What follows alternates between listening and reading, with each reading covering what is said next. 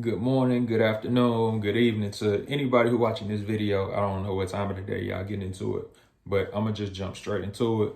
2021 gun collection video, not with the crap. I see a lot of videos out there with a whole bunch of people putting a whole bunch of crap out. And I don't mean crap as in bad content. I mean crap as in just trash firearms. I'm talking about these weak Tauruses. I'm talking about these weak Rugers. I'm talking about these terrible Canics, these semi-automatic shotguns that look like they should have been left in a video game.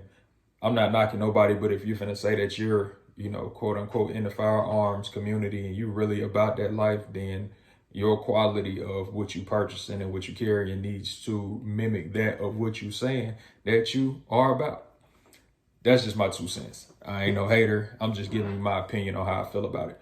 So I'm gonna just jump straight into it. First pistol, Glock 43X. Love this pistol, carry pistol. As you can see, Gen 5 with the front serrations and the beveling on the front slide. It's absolutely a fantastic carry pistol. It's a little snappy in my opinion, but it is still a great pistol.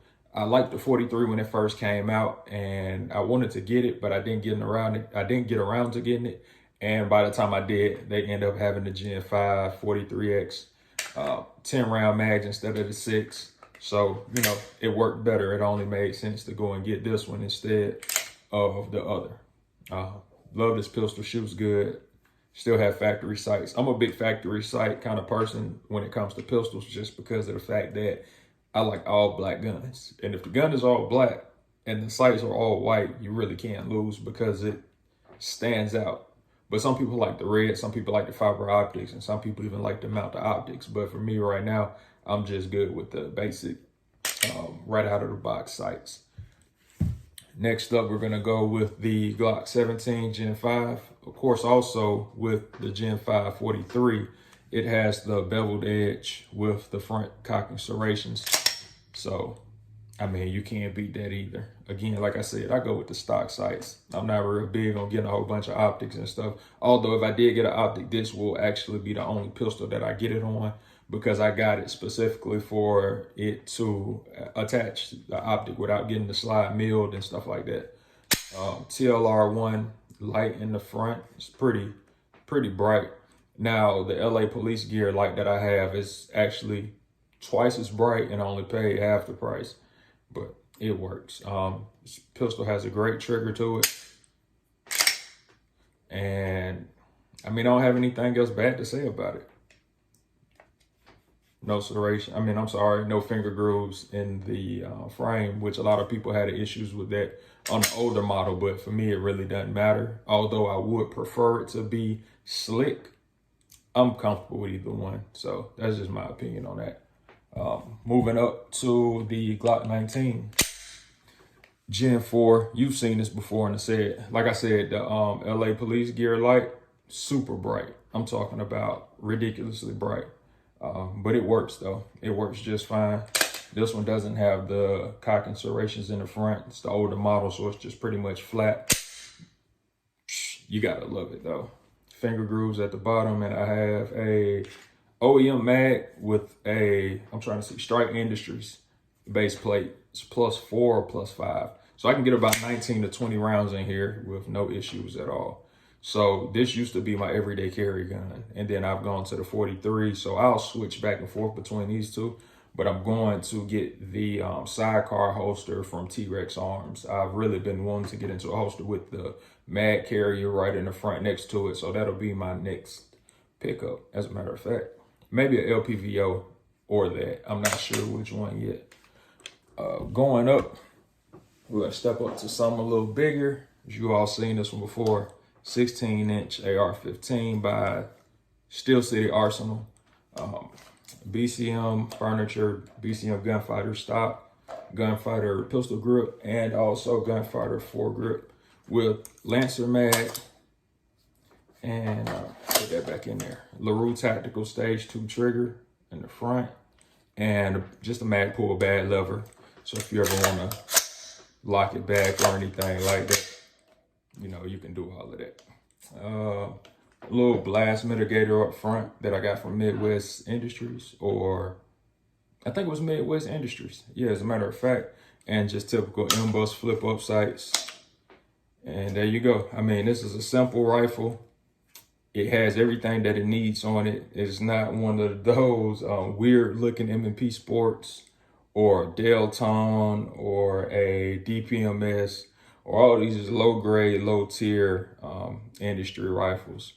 You know, don't knock me. I'm just a messenger, and it's just how I feel. I mean, this Aero Precision handguard on here, free flow handguard, it's pretty dope. I like it. It's been pretty good to me, and I have these BCM grips up in the front. So when you're looking to get a good purchase on it, I mean, you could really get into it.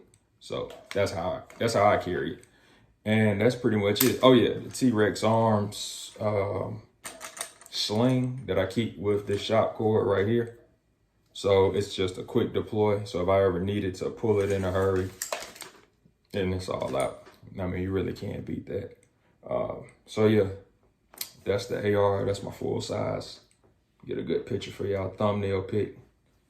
And we'll go down to the last one, which is the AR pistol. Light on the front. It's pretty good. I like it.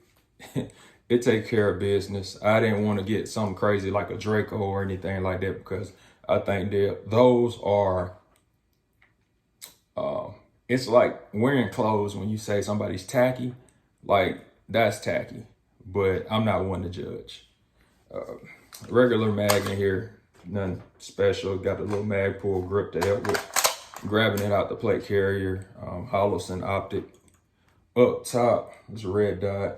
TLR1 pressure pad light in the front. And that's pretty much about it. I think this is a mag pull K2. Yeah, K2 pistol grip. And I can't remember what kind of sling, but as in my full size rifle, I keep it attached to a cord so that I could just easily quick deploy it whenever I want to just bring it out, and you know, it's good to go. But for the most part, that's it. I don't have anything other special attachments or anything like that. The swivel on it is BCM swivel up in the front, and it keeps it pretty sturdy from, it don't do all that spinning around and stuff like that. That was just the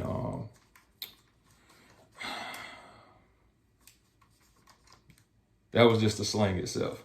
So yeah, and that's it. That's pretty much the go-to gun collection for me. Will I add to it? Probably not. If anything, I'll just get rid of some stuff and replace it with something else. Because I was actually thinking about selling this AR pistol and that full-size AR so that it can get me a BCM Recce 16. The only sucky part about it is like $1,500 to $2,000, for $1,500 to $2,000. But I want something that's more better quality, something that is more recognizable, and something that just, in my opinion, shoots better. I've shot one before, so I know that it shoots better than the rifle that I have. And if anything, I'll just end up putting so many parts onto a rifle that I can build another rifle with all of the parts that I've taken off of a rifle. So I'd rather just sell all of this and buy the one rifle that I know I'm not going to really add to. I'm just pretty much going to keep it exactly the same as it comes out of the box. I'll throw an optic on it, and that'll be about it. I won't even change the trigger on it. If I get a suppressor, I'll add a suppressor to it, but that would be it. But yeah, that was my rundown. I'm almost close to 10 minutes. This is my 2021 gun collection. And for all of the people out there that keep putting that trash out there, stop putting the trash out. Nobody wants to see the trash. Nobody wants to see y'all guns that are pretty much the equivalent of throwing a rock at somebody. And like I said, that whole, well, it shoots thing that's out of the window. Because that's just like saying a Honda has 4 wheels on it, just like a Mercedes-Benz S63. It's like, yeah, they both got wheels on them, so yeah, they both go get you point A to point B, but the S63 is going to drive itself. The S63 has a 360 aerial view camera so that you can see all the way around the car. The S63 does a whole lot more than what that Honda is going to do. So that's just my analogy for it. Just like somebody say Honda go drive you 400,000 miles, And the Mercedes is only going to get you about 2 before it breaks down. But I got more features that's going to come with that Mercedes. But I'm not even finna get on that. That's too much. I done ran long enough. So I'm gonna holler at y'all. Peace.